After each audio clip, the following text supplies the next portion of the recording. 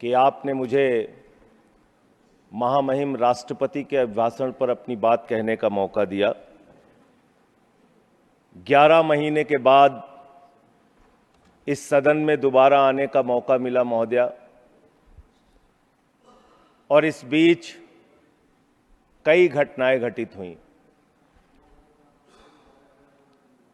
मैं उसकी डिटेल में नहीं जाना चाहता, लेकिन राष्ट्रपति जी के अभिभाषण में जो बिंदु आए हैं उसके बारे में जरूर आपके सामने कुछ बात कहना चाहता हूं।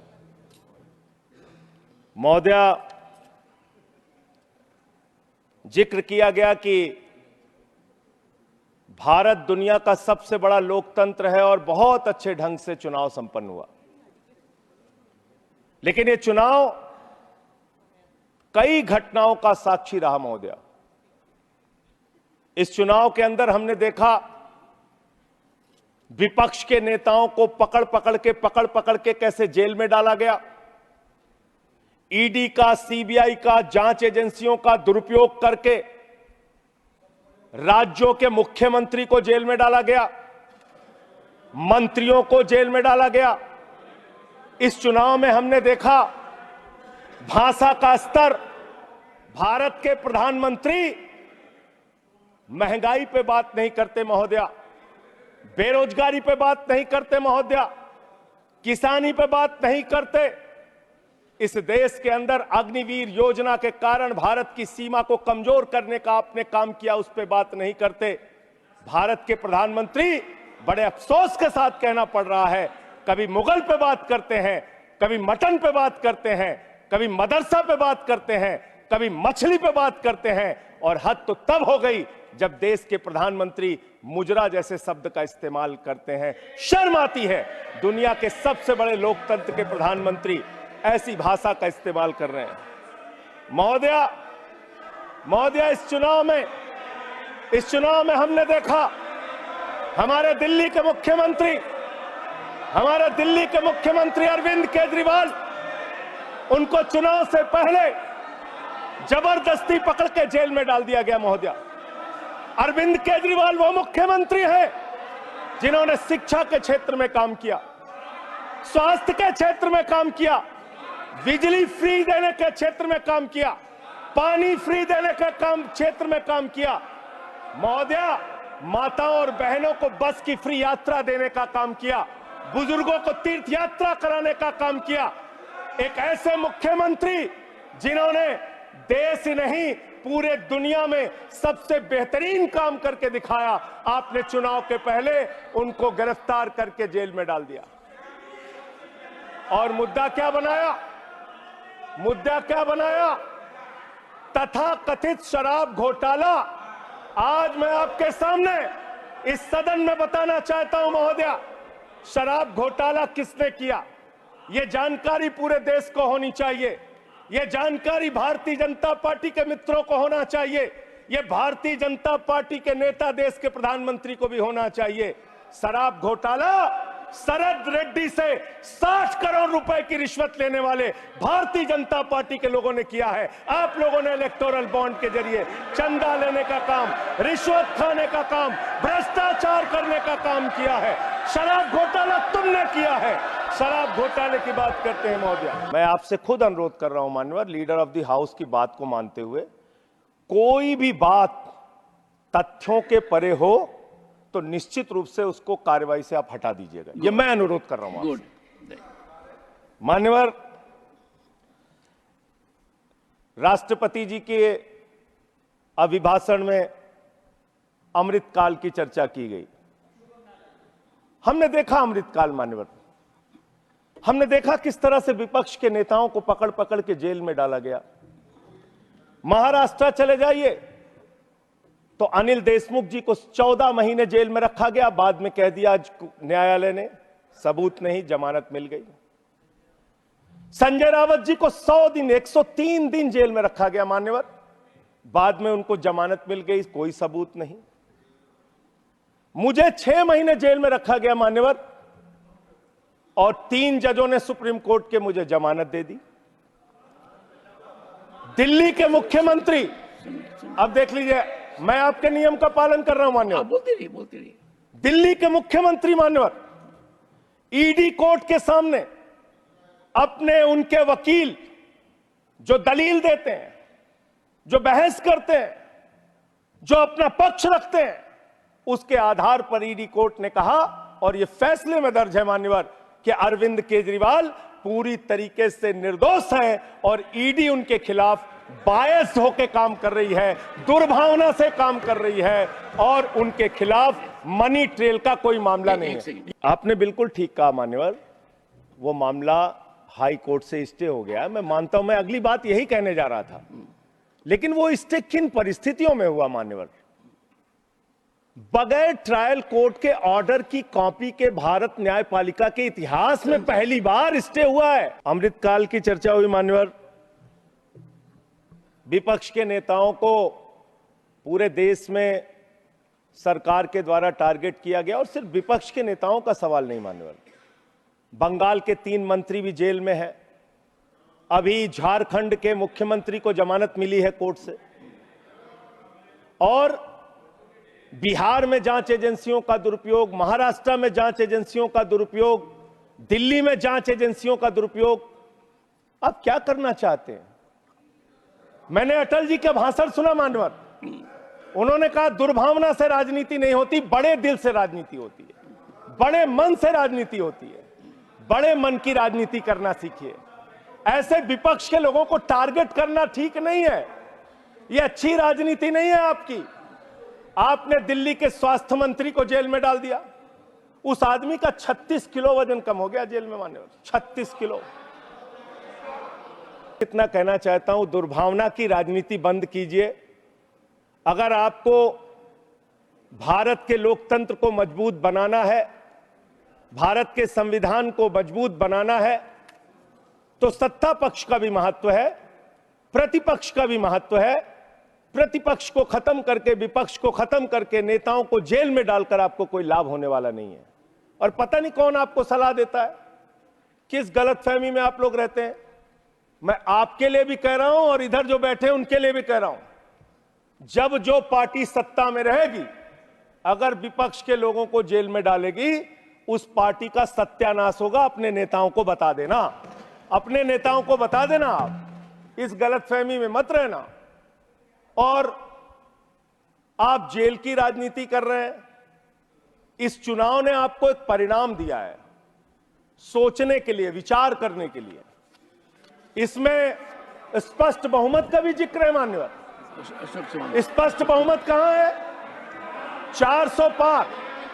आपने नारा दिया 400 पार, 400 पार, 400 पार। Not a good habit. 400 पार का नारा आपने दिया, आपकी 240 सीट आई। स्पष्ट बहुमत कहां है? आपके दावे से 160 सीट कम आई मान्यवर, और 303 सीट पिछली बार थी, उससे 63 सीट कम आई मान्यवर, और 272 का बहुमत होता है, उससे 32 सीट कम आई मान्यवर। आपको सोचना होगा, विचार करना होगा, अपनी कमियों की समीक्षा करनी होगी। और आपकी कमियां क्या है? आपकी कमियां आपका अहंकार है। जब व्यक्ति अहंकार में होता है तो उसको कुछ दिखाई नहीं पड़ता मान्यवर। रावण भी अहंकार में था, उसने लगा प्रभु श्री राम वनों में रहने वाले, जंगलों में रहने वाले, वो मेरा क्या बिगाड़ पाएंगे।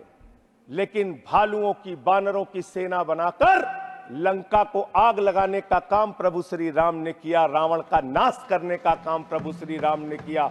उस अहंकार का भी नाश होगा। और आप पता नहीं क्यों रिजल्ट को समझ नहीं पा रहे, आप लोग सबको गालियां देने लगते हैं। लोकतंत्र में अच्छी चीज नहीं मान्यवर। कभी मुसलमानों को गाली दो, कभी सिखों को गाली दो, कभी ईसाइयों को गाली दो, कभी जाटों को गाली दो, कभी मराठों को गाली दो, कभी दलितों को गाली दो, कभी पिछड़ों को गाली दो, अब अयोध्या वालों को गाली दे रहे मन। और लोकतंत्र में अच्छी चीज है। हमारे रिजल्ट गड़बड़ाएंगे, हम समीक्षा करेंगे, आपका गड़बड़ा है, आप समीक्षा कीजिए। आप तो कुछ मानने को तैयार नहीं। अयोध्या के इंफ्रास्ट्रक्चर डेवलपमेंट में हमारे मित्र जब यहां बोल रहे थे, अभी कल जब इनका भाषण मैंने सुना, तो कह रहे थे इंफ्रास्ट्रक्चर डेवलपमेंट में भारत नंबर 1 है। मैं बताता हूं इंफ्रास्ट्रक्चर डेवलपमेंट। इन्होंने मान्यवर अयोध्या के विकास में बहुत पैसा खर्चा किया, होना चाहिए। प्रभु श्री राम की नगरी को विकास करने में एयरपोर्ट पे 1450 करोड़ रुपए, रेलवे स्टेशन पे 724 करोड़ रुपए, अयोध्या रिंग रोड पे 4793 करोड़ रुपए, 14 कोसी परिक्रमा पे 1140 करोड़ रुपए, पंचकोसी परिक्रमा पे 773 करोड़ रुपए, रामपथ पर 787 करोड़ रुपए, टाउनशिप पर 2180 करोड़ रुपए, पुराने मंदिरों के जीर्णोद्धार पे 170 करोड़ रुपए, मेडिकल कॉलेज में 245 करोड़ रुपए। मान्यवर ये पैसा गया कहां? पहली ही बरसात में प्रभु श्री राम के गर्भगृह में पानी गिरने लगा। इस अमृत काल के दौरान तमाम घटनाएं देश में घटित हुई।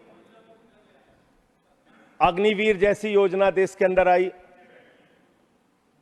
4 साल की नौकरी, 17 साल में एक जवान सेना में भर्ती होगा, 21 साल में रिटायर हो जाएगा। मैं ऐसा मानता हूं मान्यवर, इस योजना के बारे में सरकार को पुनर्विचार करना चाहिए। नौजवानों में इसको लेकर प्रतिरोध है, गुस्सा है, और कहीं ना कहीं ये भारत की सेना को भी कमजोर करने की कार्रवाई है मान्यवर। अगर आप कारगिल के युद्ध को देखें और उसके पहले भी जो सेना के अधिकारियों से आप बात करेंगे, 5 साल तक जब कोई फील्ड में काम कर लेता है जवान, उसके बाद युद्ध के स्थिति में उसको इस्तेमाल किया जाता है, उसको आगे किया जाता है।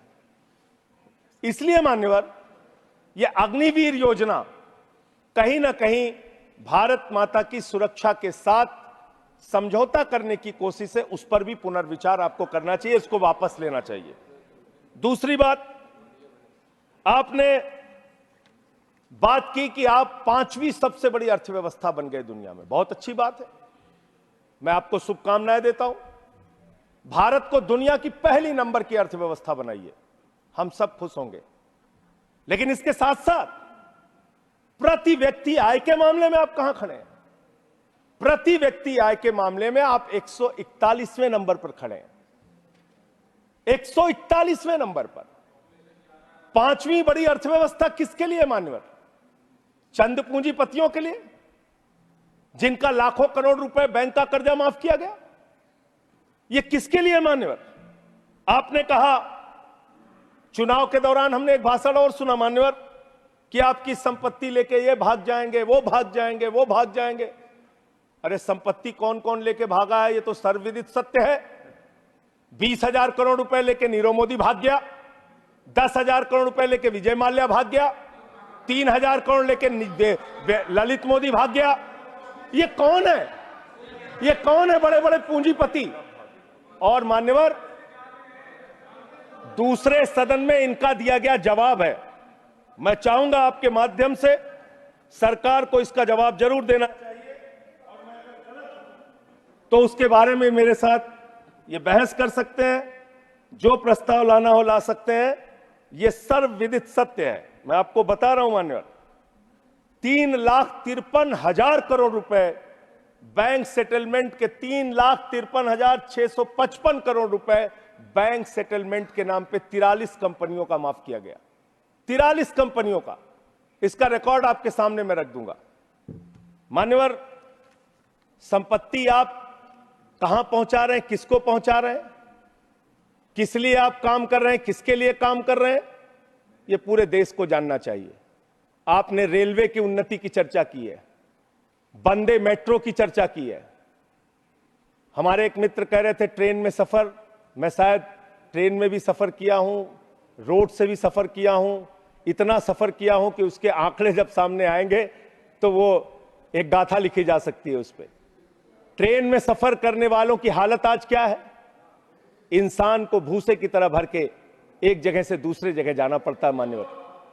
लखनऊ में उतरिए, वहां पर कुली मिले मुझे मान्यवर, उनके लिए एक वादा किया था बहुत पहले, और आप एक उदार हृदय के व्यक्ति हैं, मैं चाहता हूं आपके माध्यम से सरकार तक ये बात जानी चाहिए। कुलियों को वादा किया इस सरकार ने कि आपके बच्चों को नौकरी दी जाएगी, कुलियों को वादा किया वर्दी दी जाएगी, तमाम प्रकार की सुविधाएं दी जाएंगी। उनका ज्ञापन मेरे पास पड़ा हुआ है, आज भी उनकी मांगों के बारे में कोई सुना नहीं। आपने इस देश के नौजवानों के साथ क्या किया? पेपर लीक पे पेपर लीक, पेपर लीक पे पेपर लीक, नीट का पेपर लीक, उत्तर प्रदेश में दरोगा की भर्ती का पेपर लीक, गुजरात में पेपर लीक, राजस्थान में पेपर लीक, बिहार में पेपर लीक। 2 साल में 70 पेपर लीक हुए मान्यवर, 70 पेपर लीक। इस देश के नौजवानों के साथ आपने खिलवाड़ करने का काम किया। 2 करोड़ छात्रों और नौजवानों की जिंदगी बर्बाद हुई पेपर लीक के कारण। कौन जिम्मेदार है उसके लिए? कैसे कार्रवाई होगी? आप कमेटियां बनाते हैं। एनटीए जो एग्जाम करा रहा है, मैं ये मांग करता हूं आपके माध्यम से, उस एनटीए के अधिकारियों की जांच होनी चाहिए और उन लोगों की जांच कराकर जो लोग भी इसमें शामिल हैं उनको गिरफ्तार करके जेल में डालिए और एनटीए को भंग कीजिए मान्यवर, क्योंकि बार बार जब जब एनटीए एग्जाम करा रहा है पेपर लीक हो रहा है। यह बड़ा सवाल है, इसके बारे में आपको सोचना चाहिए। दूसरी बात मान्यवर, आपने कहा राज्यों के विकास से ही देश का विकास होता है। यह बात सुनकर मेरी आंखों में आंसू आ गया। इतनी बढ़िया बात, इतना उदार हृदय आपका, वाह वाह वाह, वाह वाह वाह। राज्यों के विकास से देश का विकास होता है।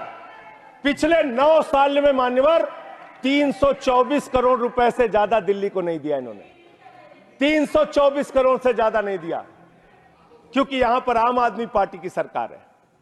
यहां पर शिक्षा मंत्री को जेल में डालना है, स्वास्थ्य मंत्री को जेल में डालना है, मुख्यमंत्री को जेल में डालना है। यहां विकास के लिए हमारा सहयोग नहीं करना। तीर्थ यात्रा योजना रोक लगाओ, होम डिलीवरी योजना रोक लगाओ, मोहल्ला क्लिनिक योजना रोक लगाओ, आप सिर्फ बिजली फ्री योजना रोक लगाओ, पानी फ्री योजना रोक लगाओ। आपका काम सिर्फ रोक लगाने के लिए है। अब क्या राज्यों का विकास कर रहे हैं मान्यवर? 8,000 करोड़ रुपए रूरल डेवलपमेंट फंड का और बाकी शिक्षा स्वास्थ्य के फंड का, केंद्र सरकार के हिस्से का, पंजाब का, इन्होंने 8,000 करोड़ रुपए रोक के रखा है। यह राज्यों का विकास आप कर रहे हैं, यह राज्यों के साथ आपका वर्ताव है, यह आपका संघीय ढांचे में यकीन है। और सबसे महत्वपूर्ण बात मान्यवर, जो यहां पे कई वक्ताओं ने पहले भी कही, आप किस भावना से काम कर रहे हैं? किस भावना से आप काम कर रहे हैं? इस देश में दलितों के लिए, पिछड़ों के लिए, आदिवासियों के लिए, अल्पसंख्यकों के लिए, उनके अधिकारों की रक्षा के लिए भारत के संविधान में बहुत बड़ी ताकत उनको दी गई है। लेकिन जब वो जातीय जनगणना की मांग करते हैं, आप उनकी मांग सुनते नहीं। जब वो विश्वविद्यालयों में आरक्षण की बात करते हैं, उसमें 1-1, 2-2 पोस्ट निकाल के आप आरक्षण की व्यवस्था वहां पे खत्म करते हैं। जब वो अपने साथ होने वाले भेदभाव की चर्चा करते हैं, आप उस पर भी रोक लगाते हैं। मान्यवर, अमृतकाल के अंदर यह सवाल तो आपसे बनता है, यह पूछना तो आपसे बनता है कि जब प्रभु श्री राम के मंदिर का शिलान्यास हुआ तो तत्कालीन राष्ट्रपति वहां पर क्यों नहीं थे?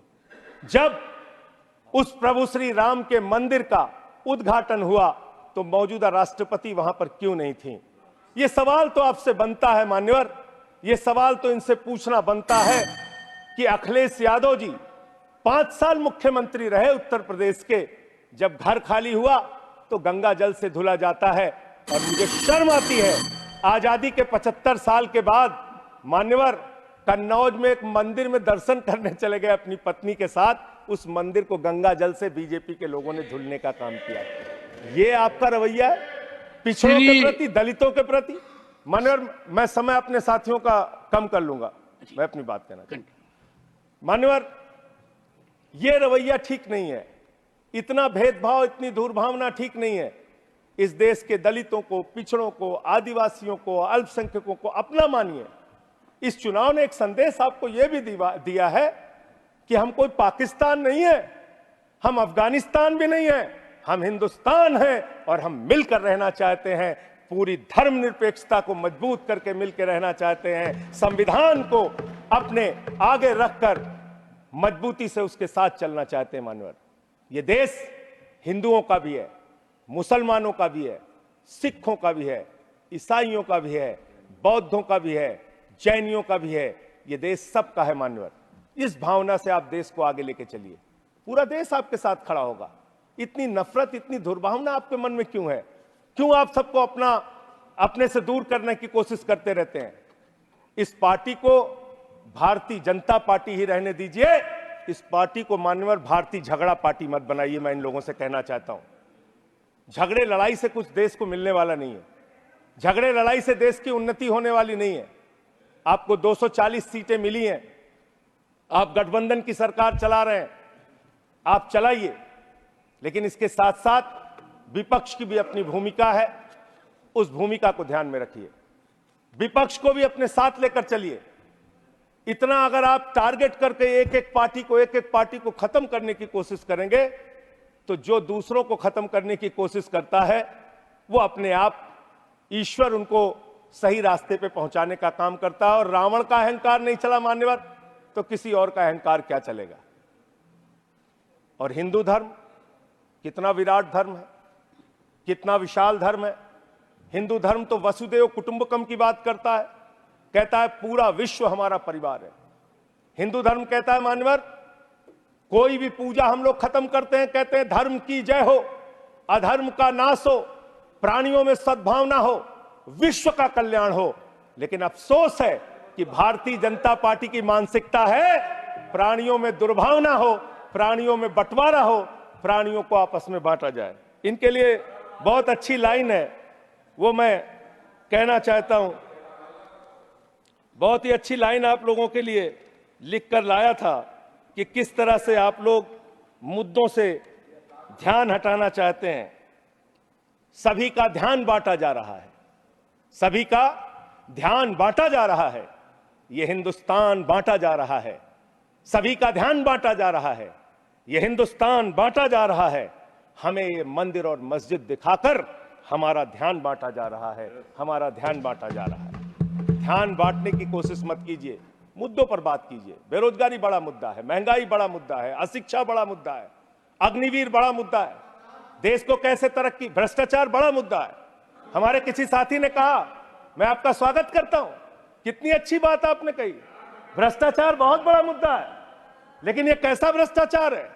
भारत के प्रधानमंत्री कहते हैं यह मोदी की गारंटी है, एक एक भ्रष्टाचारी को जेल में भेजूंगा, इस बात की गारंटी है। मुझे खुशी हुई, प्रसन्नता हुई प्रधानमंत्री के इस बात को सुन के। लेकिन जब मैं देखता हूं महाराष्ट्र में 70,000 करोड़ का घोटाला करने वाला बीजेपी के साथ, मान्यवर प्रधानमंत्री जी ने कहा किसी भी भ्रष्टाचारी को नहीं छोड़ूंगा, इस बात की गारंटी है। लेकिन पूरे देश में जब हम लोग निगाह उठाते हैं, तब मुझे उनके नारे का मतलब समझ में आया। वो नारा ये है कि एक भी भ्रष्टाचारी को नहीं छोड़ूंगा, ये मोदी की गारंटी है, सारे भ्रष्टाचारियों को बीजेपी में शामिल करूंगा, ये प्रधानमंत्री की गारंटी है। ये गारंटी है आपकी। अच्छी बात है, कीजिए, तरक्की करेंगे आप लोग। और एक वॉशिंग मशीन भी चल रही है। लेकिन मैं एक बात जरूर कहना चाहूंगा, आपने मुझे रोक दिया मान्यवर, मैं मानता हूं आपके आदेश का पालन करूंगा। लेकिन सब जगह चंदा दो धंधा लो स्कीम मत चलाइए। इलेक्टोरल बॉन्ड में आपका पर्दाफाश हो चुका है। 3,02,000 करोड़ रुपए के ठेके अलग अलग कंपनियों को दिए गए, जिनसे इलेक्टोरल बॉन्ड के नाम पे पैसा लिया गया। इसकी जांच होनी चाहिए, इसकी जांच होनी चाहिए मान्यवर। और मैं अयोध्या का जिक्र करने लगा, आप सब लोग नाराज हो गए। मेरे मन में भी नाराजगी है, गुस्सा है। मैंने चिताया था आपको, एप्लीकेशन भी दी थी, कोतवाली तहरीर दी थी। प्रभु श्री राम के मंदिर के स्थल पर ऐसे काम नहीं होने चाहिए। सड़कों पे गड्ढे बनेंगे तो सवाल उठेंगे, और वो सवाल आपसे पूछे जाएंगे। मान्यवर, प्रभु श्री राम है, आपने उनके लिए गाना बना दिया, जो राम को लाए हैं हम उनको लाएंगे। बताइए आप, यहां पर बैठा हुआ कोई व्यक्ति क्या इस हैसियत में है कि वो राम को ला सकता है? नहीं, भगवान श्री राम हम सबको लेके आए हैं। भगवान इंसान को लेके आता है, कोई इंसान भगवान को नहीं ला सकता। और प्रभु श्री राम के लिए हमारे एक बहुत पुराने कवि हैं यमुना प्रसाद उपाध्याय जी, उन्होंने लाइन लिखी थी कि तुम्हारी पोल पट्टी खोलने लग जाए तो क्या हो, तुम्हारी पोल पट्टी खोलने लग जाए तो क्या हो, अगर मंदिर की मूरत बोलने लग जाए तो क्या हो, बताओ ब्रह्म बेला में जहां तुम पाप धोते हो वही सरयू का पानी खौलने लग जाए तो क्या हो। आज सरयू का पानी उबाल मार रहा है। अयोध्या में जो हालात हैं वो आपको देखना चाहिए, और अयोध्या के परिणाम से आप नाराज हुए, नाराज होना बनता है, लेकिन उसके कारण आपने सोचे। राम पथ गमन मार्ग, अयोध्या हारे आप, प्रतापगढ़ हारे, सुल्तानपुर हारे, कौशांबी हारे, सीतापुर हारे, रामपुर हारे, श्रावस्ती हारे, प्रयागराज हारे, चित्रकूट हारे, जहां जहां से प्रभु श्री राम गुजरे थे वो सारी सीटें आप लोग हार गए। नासिक हारे, रामटेक हारे, तो इसकी समीक्षा कीजिए। वर्धा हारे, तो इसलिए इसकी समीक्षा कीजिए, क्यों हो रहा है ऐसा आपके साथ। भगवान के नाम पर आप श्रद्धा रखिए और उस श्रद्धा को, उसका विस्तार कीजिए, हमें कोई आपत्ति नहीं है। मान्यवर,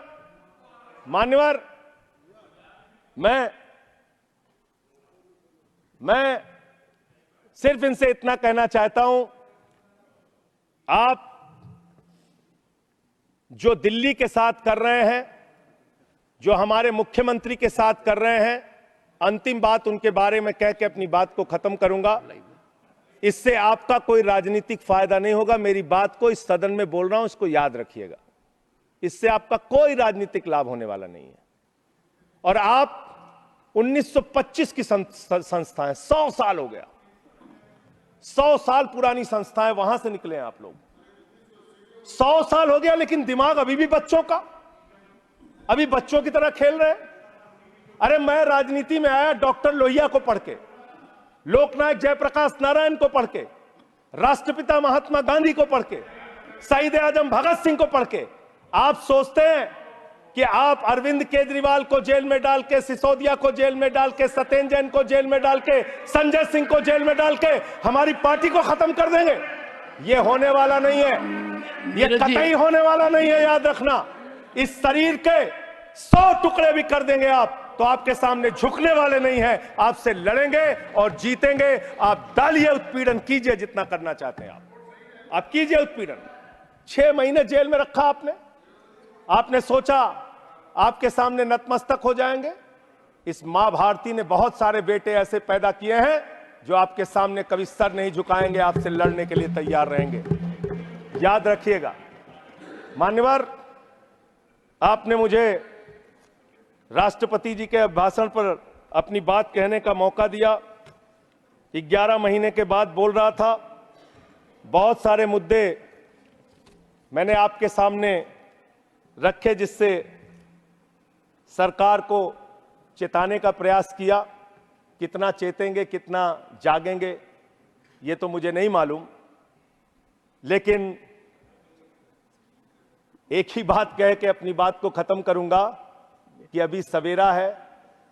अगर आप सही रास्ते पे आ जाएंगे तो अच्छा है। अहंकार के रास्ते पे विनाश ही मिलेगा, आपको विकास नहीं मिलेगा, देश को आप आगे लेके नहीं जा पाएंगे। अहंकार छोड़ दीजिए, ये सबसे बड़ी बीमारी आप लोगों को लग गई है। सबका मजाक उड़ाना, सबको गालीबाजी करना, ये सब छोड़ दीजिए। इससे आपका कोई फायदा होने वाला नहीं है, इससे कोई फायदा नहीं होने वाला है। हम आ भी भरते हैं, हम आ भी भरते हैं मान्यवर, हम आ भी भरते हैं तो हो जाते हैं बदनाम, और वो कत्ल भी करते हैं तो चर्चा नहीं होता। बहुत बहुत धन्यवाद।